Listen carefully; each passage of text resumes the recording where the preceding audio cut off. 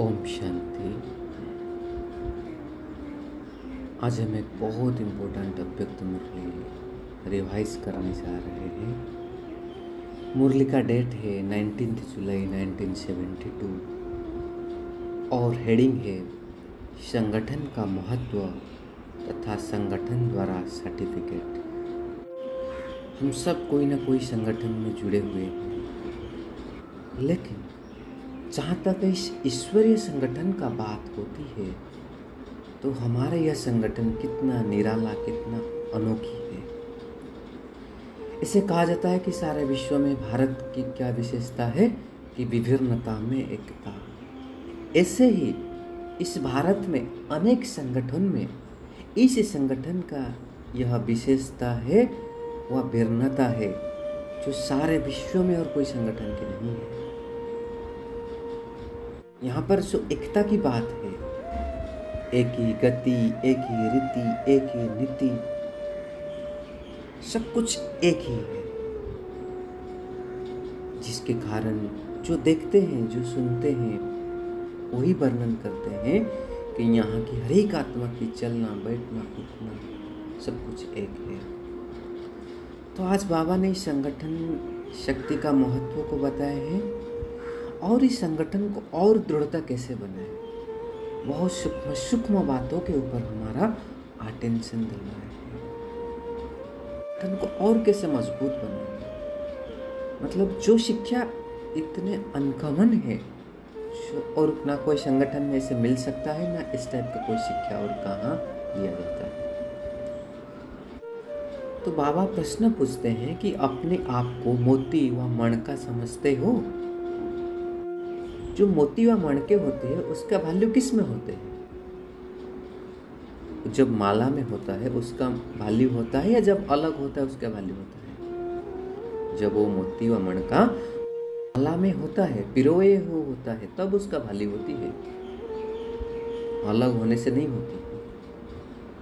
तो बाबा कहे ऐसे ही संगठन में होने के कारण वह मोती व मणका शक्तिशाली हो जाता है। तो हम संगठन में हैं तो हम शक्तिशाली है, हमारे वैल्यू विशेषता है। बाबा ने कितना सुंदर कहा कि एक दो से जब आपस में मिलते तो क्या हो जाता है, एक और एक दो नहीं 11 हो जाता है। तो कहाँ एक और कहाँ 11, कितनी वैल्यू बढ़ जाती है। तो संगठन की शक्ति प्रसिद्ध करने के लिए ऐसे कहते हैं ना कि एक और एक 11। बाबा बोले अपने आप को चेक करो, अपने आप को कौन सा मोती समझते हो? इससे माले की मोती हो या अपने आप को इंडिपेंडेंट मोती समझते हो? बहुत इंपॉर्टेंट प्रश्न है हम स्वयं पूछने के लिए। क्या उस विशाल संगठन का, उस माला का मैं मणका खुद को समझता हूँ, समझती हूँ? नेक्स्ट क्वेश्चन बाबा पूछ रहे, अपने वैल्यू को देखते हुए, अपनी शक्ति को देखते हुए यह अनुभव करते हो कि हम माला के मणके हैं? बाबा बोले दूसरे भी आपको समझते हैं व सिर्फ आप ही अपने को समझते हैं? ये भी इम्पोर्टेंट क्वेश्चन है। फिर अभी संगठन से कैसे सर्टिफिकेट मिलेगा उसके बारे में बाबा कह रहे जैसे कोई विशेष कार्य करते हैं ना, वह कोई रीति से विजय बनकर आते हैं तो उनको मेडल देते हैं, सर्टिफिकेट देते हैं। वैसे ही जो आप पुरुषार्थ कर रहे हैं उसी का सर्टिफिकेट प्रैक्टिकल लेने के लिए बीच बीच में ये संगठन होता है। तो इस संगठन में हर एक ने अपना संगठित रूप में चलने का, संगठन के शक्ति की वैल्यू का मेडल लिया है। बाबा के यूनिवर्सिटी में आए हो ना, अभी को तो सर्टिफिकेट लेना चाहिए। सभी एक दो में से कहाँ तक संतुष्ट है, वह एक दो के समीप कितने हैं, इसका सर्टिफिकेट लेना है। एक दो से कितना संतुष्ट है और कहाँ तक समीप है। में बाबा 3 प्रकार का सर्टिफिकेट कहते हैं। एक तो है अपने संगठन में व संपर्क में सहयोग और सभी के स्नेह रहने का मेडल व इनाम। हम कितना संगठन में एक दूसरे के स्नेही हैं, सहयोगी हैं। दूसरा है ईश्वरीय सेवा में अपने पुरुषार्थ से ज़्यादा प्रत्यक्ष करने का भी इनाम। और तीसरा जो जिस स्थान के निमित्त बने हुए हैं उसी स्थान की आत्माएं उनसे संतुष्ट है, वह स्वयं सभी से संतुष्ट है। ये है तीसरा इनाम लेना, तीसरा सर्टिफिकेट लेना। अगर स्वयं भी संतुष्ट नहीं तो भी कमी रही, और आने वालों में से एक भी कोई संतुष्ट नहीं है तो भी कमी रहेगी। टीचर से सभी संतुष्ट हो, टीचर की पढ़ाई व संबंध में, जिसको आप लोग हैंडलिंग कहते हो ना, उसी से सभी संतुष्ट हो, इसका भी तो इनाम होता है। फिर बाबा ने कह रहे कि शुरू में माला बनाते थे, इनाम देते थे, किसके लिए? उमंग उत्साह बढ़ाने के लिए, उमंग उत्साह बढ़ाने के लिए, और एक दो की देखरेख करने के लिए साधन बनाते थे। और इसका भाव ये नहीं था कि वह कोई फाइनल स्टेज का मेडल है। बाबा कह रहे यह समय की पुरुषार्थ की बलिहारी। उससे क्या होता है? उमंग उल्लास आता है, रिजल्ट का मालूम पड़ता है कि कौन पुरुषार्थ कर रहा है, वह किसी का पुरुषार्थ में अटेंशन है, वह पास होकर विजय के अधिकारी बने, तो उससे देख करके उसको खुशी मिलता है, उमंग उत्साह आता है। बाबा बोले आप लोगों भी तो क्लासेस में से करते हो ना, जब कोई विशेष पुरुषार्थ करता है उसको भी हम इनाम देते हैं ना, इतना घंटा योग किया, इतना पुरुषार्थ किया, इतना सेवा किया, इतना अच्छा चार्ट रखा, अभी भी चालू है हर एक सेंटर में अपने अपने हिसाब से। तो बाबा बोल रहे हैं इनाम कोई बड़ी चीज़ नहीं है, भले एक रुमाल दो, लेकिन उसकी तो वैल्यू होती है ना। जो पुरुषार्थ किया उस विजय की वैल्यू होती है ना, चीज़ की कोई वैल्यू नहीं होती है। चाहे कोई बुक दे दिया, रुमाल दे दिया, पेन दे दिया। तो बाबा कहे आप किसी को थोड़ी सेवा का इनाम भी देते हो या क्लासेस में नाम भी आउट करते हो, तो आगे के लिए उसको छाप लग जाती है, उमंग उत्साह का तिलक लग जाता है ना, कि नहीं उसको और उमंग बढ़ता है, मैं और आगे पुरुषार्थ करूँगा और अच्छा सेवा करूँगा। ओके, इसका भाव ये है कि खाली उसको आगे बढ़ाने के लिए, इसको कोई परमानेंट डिक्लेरेशन व इनाम नहीं है। कि बाबा और एक सुंदर एस्पेक्ट के ऊपर आ रहे संगठन में। बाबा कह रहे हैं कोई कोई तो विशेष आत्माएं भी विशेष कर्तव्य करती रहती है ना, फिर भी तो निमित्त बने हुए हैं, तो जरूर कोई श्रेष्ठता व विशेषता है, तब तो ड्रामा अनुसार समर्पण होने के बाद, सर्वस्व त्यागी बनने के बाद औरों की सेवा के लिए निमित्त तो बने हो ना। तो हर एक में कोई ना कोई विशेषता जरूर है। एक दो की विशेषता का भी एक दो को परिचय होना चाहिए, कमियों का। किसी को भी देख के हमारे मन में संकल्प नहीं आना चाहिए उसको निमित्त बनाया, उसके अंदर ये विशेषता है, नहीं है। बाबा कहे जरूर कोई विशेषता है, इसीलिए वो निमित्त बना है, ऐसे वैसे नहीं बन गया। आप हम नहीं बन पाए, वो क्यों बना? ऐसे कोई विशेषता है। तो इसी पॉइंट को सदा हमारे मन में, हमारे बुद्धि में लाना है। हमेशा उसका विशेषता को देखना चाहिए, परिचय कराना चाहिए, वर्णन करना चाहिए। फिर बाबा का आप लोग आपस में जो संगठन करते हो वह एक दो के तरफ समाचार किसके लिए सुनते हो? कि हर एक में जो विशेषता है वो अपने में लाने के लिए ना। हम भी हमारे अंदर विशेषता लाए। हर एक को बाप दादा की नॉलेज द्वारा कोई विशेष गुण प्राप्त होता है। बहुत इंपॉर्टेंट पॉइंट है। हमारे अंदर ऐसे कोई विशेषता नहीं आ जाती है, अपना नहीं है, यह मेरा गुण नहीं है, यह नॉलेज द्वारा प्राप्त हुआ है, इसमें अभिमान नहीं आए। बहुत सुंदर युक्ति बताया। अगर अपना गुण होता है तो पहले से होता है ना, लेकिन नॉलेज के बाद हम गुणवान बनेंगे। पहले तो भक्ति में गाते थे, हम तो निर्गुण आ रहे, कोई गुण नहीं है, तो यह स्वयं का गुणगान नहीं कहेंगे, यह नॉलेज द्वारा स्वयं में भरते जाते हैं। अभिमान को समाप्त करने के लिए बाबा कितना सुंदर युक्ति बताया। इसीलिए विशेषता का गुण वर्णन करते हुए यह स्मृति में रहे कि नॉलेज द्वारा हमें प्राप्त हुआ है। यह नॉलेज की बड़ाई है, हमारी नहीं है, नॉलेज फुल की बड़ाई है। कहे उसी रूप से अगर एक दो में वर्णन करो तो इसी में भी एक दो से विशेषताएं लेने में लाभ होता है। फिर बाबा कह रहे हैं कि पहले आप लोगों का यह एक नियम चलता था कि अपने वर्तमान समय का सूक्ष्म पुरुषार्थ क्या है इसका वर्णन करते हैं। सूक्ष्म कमजोरियों को किस पुरुषार्थ से विजय प्राप्त कर चल रहे हैं, इसी का 1-2 में वर्णन करते थे। इसी से 1-2 को 1-2 का परिचय होने के कारण जिसमें जो विशेषता है उसका वर्णन होने से ऑटोमेटिकली उसकी कमजोरी के तरफ अटेंशन कम हो जाएगा, विशेषता तरफ ही अटेंशन जाएगा। अभी भी जैसे काफ़ी सेंटर में या हम जैसे सब करते हैं ना कि हर एक 1-2 की विशेषता का वर्णन करना, तो उसी से क्या होता है, एक दूसरे को देख के उसी के विशेषता के ऊपर अटेंशन जाता है, कमजोरी से ऊपर अटेंशन हट जाता है। तो बाबा कहे अब 1-2 के वर्तमान समय के पुरुषार्थ की विशेषता ही आपस में वर्णन करो तो भी अच्छा वातावरण रहे।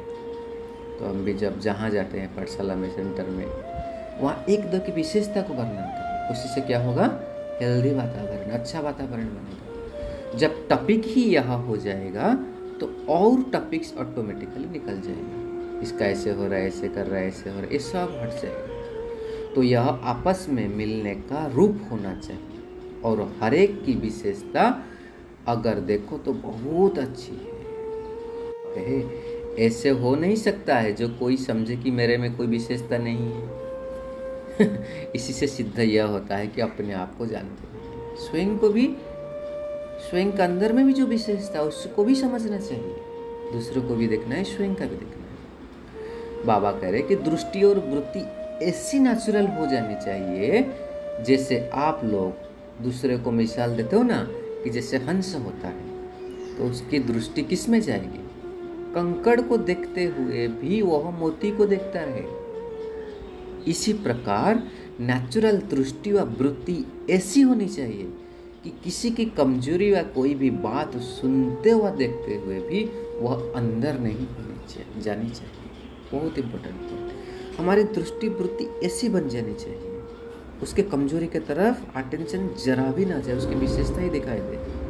और बाबा कहे जिस समय कोई की भी कमजोरी सुनते हुए देखते हो तो समझना चाहिए यह कमजोरी इनकी नहीं है, यह मेरी है, क्योंकि हम सभी एक बाप के हैं, एक ही परिवार के हैं, एक ही मालिक के बनकर हैं। कितना सुंदर पॉइंट बताया। अगर हम एक दूसरे की कमजोरी देखते तो क्या समझना चाहिए, ये कमजोरी उसी का नहीं, मेरी है, क्योंकि अरे मेरे बाप का बच्चा है वो, तो उसका कमजोरी को मैं देख रहा हूँ तो मतलब ये मेरी ही कमजोरी है। वो सुंदर पॉइंट बाबा ने कहा कि अगर माला के बीच में ऐसा मोती होता है ना तो सारी माला की वैल्यू कम हो जाती है। मतलब अच्छा माला के अंदर एक भी मोती अगर खराब है तो पूरा माला ही तो खराब कहा जाएगा ना, माला का वैल्यू कहाँ रहेगा, शोभा नहीं रहेगा। तो जब एक ही माला के मणके हो तो क्या क्या वृत्ति होनी चाहिए कि यह मेरी कमजोरी हुई। तो इसलिए जब हम देखते हैं संगठन में अगर किसी का ऐसे कमजोरी वृत्ति है, हमें वर्णन नहीं करना चाहिए, समझना चाहिए मेरा संगठन का है, मेरा बाप का बच्चा है, तो उसे हमें कैसे मदद करेंगे वही सोचना चाहिए। बाबा कहते हैं और एक सुंदर बात कहते हैं कि जैसे कोई तीव्र पुरुषार्थ होते हैं ना तो अपने में जो कमजोरी देखेंगे वह मिली हुई युक्तियों के आधार पर फौरन ही उसको खत्म कर देंगे, कभी वर्णन नहीं करेंगे। तो जब अपनी कमजोरी प्रसिद्ध नहीं करना चाहते हो तो दूसरों की कमजोरी भी वर्णन क्यों करते हो। हम अपने कमजोरी को छिपाते हैं, वर्णन नहीं करते, फिर दूसरे को क्या करते हैं, फलाना ने साथ नहीं दिया, वह यह बात नहीं की इसलिए सर्विस की वृद्धि नहीं होती, वह मेरे पुरुषार्थ में फलानी बात, फलानी आत्मा विघ्न रूप है। यह तो अपनी ही बुद्धि द्वारा कोई आधार बनाकर उस पर ठहरने की कोशिश करते हो,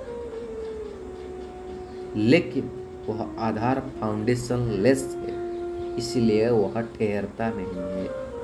बहुत इंपॉर्टेंट है। मतलब जो कोई फाउंडेशन लेस है उसी के ऊपर हम आधार बना करके खड़े होते, बोलते हैं ना ब्लेम गेम करते, इसके वजह से ऐसे हुआ, ये नहीं किया तो मेरे ऐसे हो गया, वो सहयोग नहीं किया तो इस सेवा अटक गई। नहीं, बाबा करे थोड़ी समय के बाद ही आधार नुकसान कारक बन जाता है। फॉल्स फाउंडेशन को जब हम बनाते हैं अपना आधार, इसीलिए होली हंस होना। तो होली हंस की चाल कौन सी होती है, हरेक की विशेषता को ग्रहण करना और कमजोरियों को मिटाने का प्रयत्न करना। ऐसे पुरुषार्थ चल रहा है। बाबा ने पूछे। फिर आगे बाबा कह रहे, हम सभी एक है, यह स्मृति में रखते हुए पुरुषार्थ चल रहा है। यही तो इस संगठन की विशेषता व भिन्नता है, जो सारे विश्व में कोई भी संगठन की नहीं है। सभी देखने वाले, आने वाले, सुनने वाले क्या वर्णन करते हैं कि यहाँ एक एक आत्मा का उठना, बैठना, चलना सभी एक जैसा है। यही विशेषता गायन करते हैं ना। तो जो एकता व एक बात, एक ही गति, एक ही रीति, एक ही नीति का गायन है, उसी प्रमाण अपने आप को चेक करो। बाबा कह रहे हैं कि वर्तमान समय के पुरुषार्थ में कारण शब्द समाप्त हो जाना चाहिए। हर चीज में कारण बता रहे। बाबा कह रहे, जब सृष्टि के परिवर्तन, प्रकृति के परिवर्तन की जिम्मेवारी को उठाने की हिम्मत रखने वाले हो, चैलेंज करने वाले हो, तो फिर कारण क्या चीज है? कारण की रचना कहाँ से होती है? कारण का बीज क्या होता है? बाबा कह रहे हैं कि किसी न किसी प्रकार के, चाहे मनसा, चाहे बच्चा, चाहे संपर्क व संबंध में आने की कमजोरी होती है, जो इस कमजोरी से ही कारण पैदा होती है। अगर कमजोरी है तो कमजोरी की रचना क्या होगी? जैसा बीज वैसा फल। तो जब रचना ही उल्टी है तो उसको वहां ही खत्म करना चाहिए। ऐसे नहीं कि उसके आधार लेकर के आगे बढ़ना चाहिए। फलाने कारण का निवारण हो तो आगे बढ़े, कारण का निवारण हो तो सर्विस बढ़ेगी, विघ्न हटेगी। बाबा कह रहे, अब ये भाषा को चेंज करो। आप सभी को निवारण देने वाले हो ना। आप लोगों के पास अज्ञानी लोग कारण का निवारण करने आते हैं ना। और जो अनेक प्रकार के कारण को निवारण करने वाले हैं, वह यह आधार कैसे ले सकते हैं? दूसरे के कारण को निवारण करने वाले हैं और हम इसका आधार लेके चलते हैं। बाबा कहते कैसे होगा? जब सभी आधार खत्म हुए तो फिर यह देह अभिमान व पुराने संस्कार ऑटोमेटिकली खत्म हो जाएगी। यह बातें ही देह अभिमान में लाते हैं। बातें ही खत्म हो जाएगी तो उसका परिणाम भी खत्म हो जाएगा। छोटी छोटी कारण में आने से भिन्न भिन्न प्रकार के देह अभिमान आ जाता है। ये बाबा कहे, अभी अपनी भाषा और वृत्ति सभी चेंज करो। जिस समय आता है उसी समय उस कमजोरी को हम खत्म करें। कोई को भी किसी समय की किसी परिस्थिति में, किसी स्थिति में देखते हो, लेकिन वृत्ति और भाव अगर यथार्थ है तो आपके ऊपर उसका प्रभाव नहीं पड़ेगा। हम देखते हैं कोई कैसे क्या कर रहा है, क्या नहीं कर रहा है। अगर मेरी वृत्ति ठीक है, मेरी भाव ठीक है, तो मेरे ऊपर उसका प्रभाव नहीं पड़ेगा, क्योंकि मेरे बुद्धि में उसी समय ज्ञान के उसी एक्यूरेट पॉइंट होगा। तो उस ज्ञान के पॉइंट के आधार पर हम स्वयं को उसी परिस्थिति से बचा सकेंगे। कल्याण की वृत्ति और भाव शुभ चिंतक का होना चाहिए।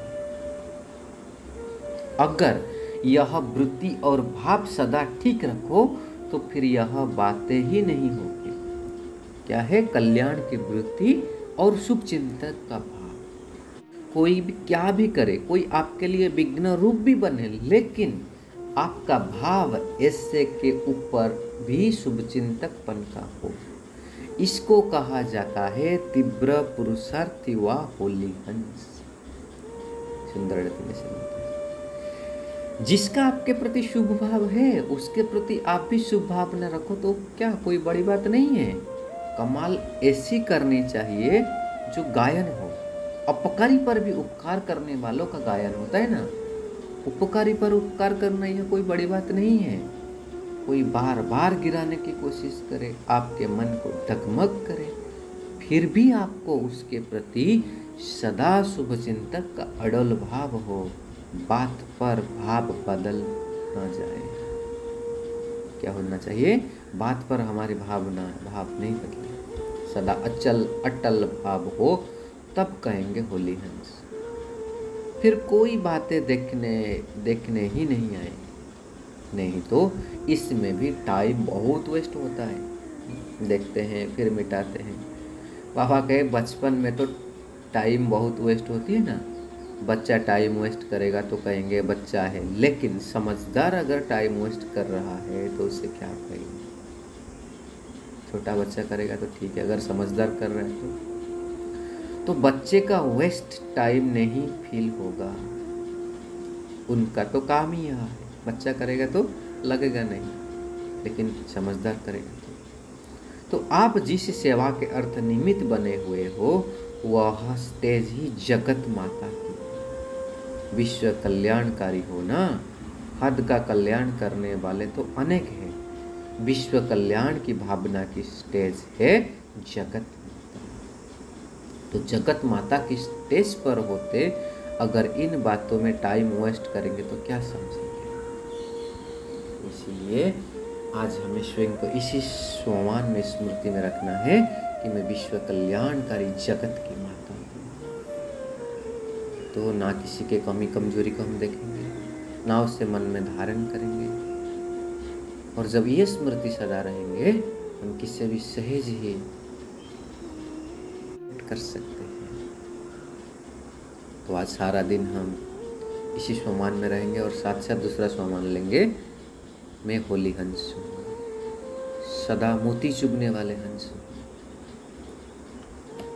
और हर एक के अंदर विशेषता को देखने का ही प्रयत्न करेंगे। बाबा कहते हैं ना, विशेषता का चश्मा लगा, अपने अंदर में भी क्या है, दूसरे के अंदर भी क्या है, और एक दूसरे के विशेषता को देखते हैं उसको अप्रिशिएट करना, उसको आगे उठाना, यह भाव को धारण करना। तो ये थी आज की बाबा की समझानी, बड़ी मुरली, उसके पार्ट 2 हम काल चिंतन करेंगे। ओम शांति। शुक्रिया बाबा, शुक्रिया।